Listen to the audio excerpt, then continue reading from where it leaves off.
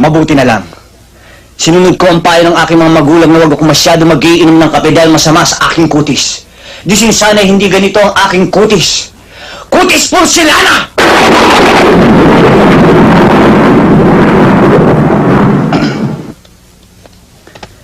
At sa katawan, pag ito ang nakita ni Don Solweta, tiyak mamamatay!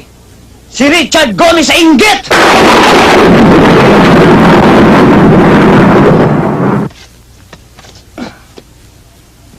At kapag naka-profile, anong sinabi ni Gabi Concepcion?